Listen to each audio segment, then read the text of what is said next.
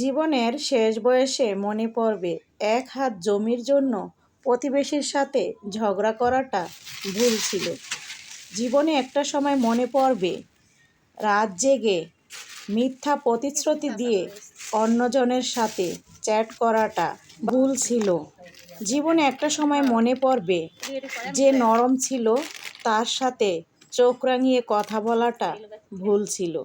জীবনে একটা সময় মনে হবে ক্ষমতা দেখিয়ে কারো মনে কষ্ট দেওয়াটা ভুল ছিল। জীবনে একটা সময় মনে হবে তর্ক করে জিতাটা ভুল ছিল। জীবনে এই কথাটা বারবার মনে পড়বে, কেন মানুষের সাথে তর্ক করলাম, তাদের মনে কষ্ট দিয়ে কথা বললাম। একটা সময় এটা ভেবে আফসোস হবে যে আমরা কেন বাবা মার সাথে জোরে কথা বলেছি, তাদের কথা কেন অবাধ্য হয়েছি, তাদের সাথে তর্কটা কেন করেছি, দান সদ্গা কেন বেশি বেশি করলাম না, এতিমদের কেন বেশি ভালোবাসলাম না, কেন আল্লাহর ইবাদত বেশি বেশি করে করলাম না। আসুন আমরা এখনই সচেতন হয়ে দুনিয়ার লোভ লালসা ছেড়ে সুন্দর জীবন গড়ি। সম্মানিত দর্শক, আসসালামু আলাইকুম। আমি ফাতেমা বলছি নারায়ণগঞ্জ থেকে। সবাইকে ওয়েলকাম জানিয়ে শুরু করছি নতুন আরও একটি লাইফস্টাইল ব্লগ। আশা করছি সম্পূর্ণ ভিডিওটি শেষ পর্যন্ত দেখবেন, ইনশাআল্লাহ ভিডিওটি আপনাদের কাছে ভালো লাগবে। এই তো এটা ছিল কালকের ভিডিও। কালকে আমি ভিডিও আপলোড দিইনি, আজকে আপনাদের সাথে শেয়ার করতেছি। তো কালকে যা যা করলাম, সকালে নাস্তা খাওয়া দাওয়া তো হলো, তারপর দুপুরকার রান্না করার জন্য চলে আসলাম পাকের রুমে। তো আজকে অনেক কিছুই রান্না করব, মানে আজকে বলতে কালকে করেছিলাম অনেক কিছুই। তো এখানে হচ্ছে মুরগি ফ্রাই করেছিলাম, রোস্ট করেছিলাম, এরপর পোলাও রান্না করেছি, তারপর হচ্ছে চিংড়ি মাছ, আর হচ্ছে রুই মাছ ছিল। তো এইভাবে রান্নাটা করেছি। আর এই তো আমি এখন রোস্টটা বসাইতেছি। প্রথমে ময় মশলা দিয়ে কষিয়ে নিচ্ছি, তারপর প্যাকেটের রাঁধুনি প্যাকেটের মশলা যেটা রোস্টের, তো সেই মশলাটা দিয়ে রান্নাটা করতেছি। এই তো কিছুটা পানি এখন দিয়ে দিলাম, টক দইও দিয়ে দিয়েছি। তো এখন আমি টমেটো সসটা দিলাম, তারপর হচ্ছে ভেজে রাখা মুরগির পিসগুলো দিয়ে দিলাম। যারা ভিডিওটা দেখতেছেন শেষ পর্যন্ত দেখবেন, ইনশাআল্লাহ ভিডিওটি আপনাদের কাছে ভালো লাগবে। তো এই যে এখন এইভাবে করে আমি ভালো মতো কষিয়ে নিব। অল্প পরিমাণে পানিটা দিয়েছি। তারপর হচ্ছে কিছুক্ষণ রান্না করেছি অফ ক্যামেরায়।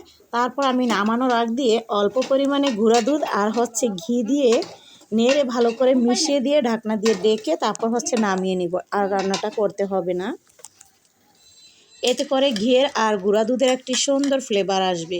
এই পাশে আমি চিংড়ি মাছগুলো ভেজে নিচ্ছি, তো কড়াইতে দিয়ে দিলাম।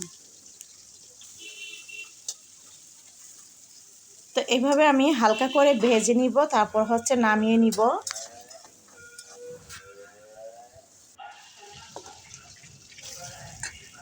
এখানে আমি দিয়ে দিলাম পেঁয়াজ কুচি, তেজপাতা।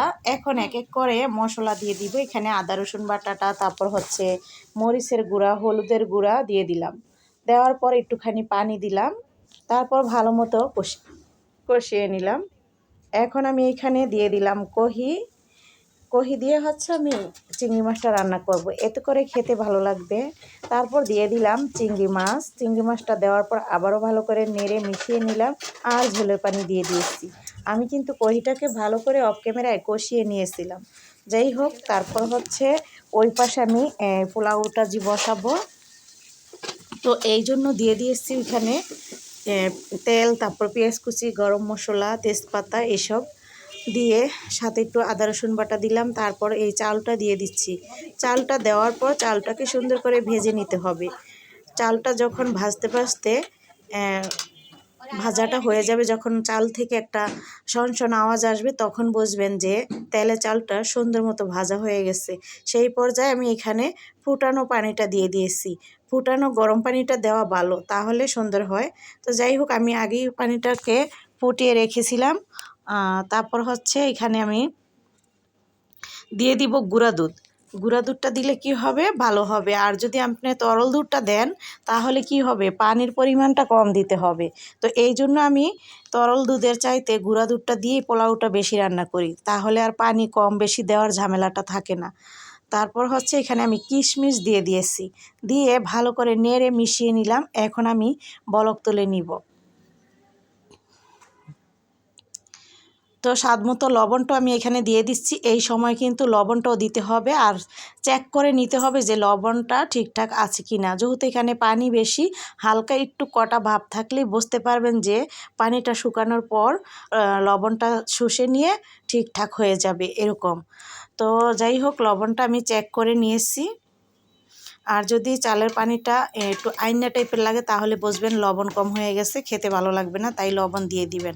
আমি তো পোলাওটা অলরেডি রান্না করে এখন বেড়ে টেড়েও নিচ্ছি, কারণ সব কিছুই আপনাদের সাথে ডিটেলস শেয়ার করতে পারলাম না। এখানে সালাদ বানিয়েছি, ডিম ভাজা, গরুর মাংস রান্না, তারপর হচ্ছে ফ্রাই রোস্ট, আর হচ্ছে চিংড়ি মাছ। তো এই ছিল রান্না বান্না। আমাদের বাসায় হচ্ছে মেহমান আসছিল, তো গ্রাম থেকে আমার বাসুরের ছেলে আর আমার হচ্ছে যা আসছিল, আমার হাজব্যান্ডের যে ভাই বড়, তো তারা আসছিল। এটা আবার আসরের সময় সেমাই রান্না আর হচ্ছে পিঠা খাওয়া হয়েছিল। সবাই ভালো থাকবেন, সুস্থ থাকবেন, আপনাদের জন্য দোয়া রইল। আল্লাহ হাফেজ।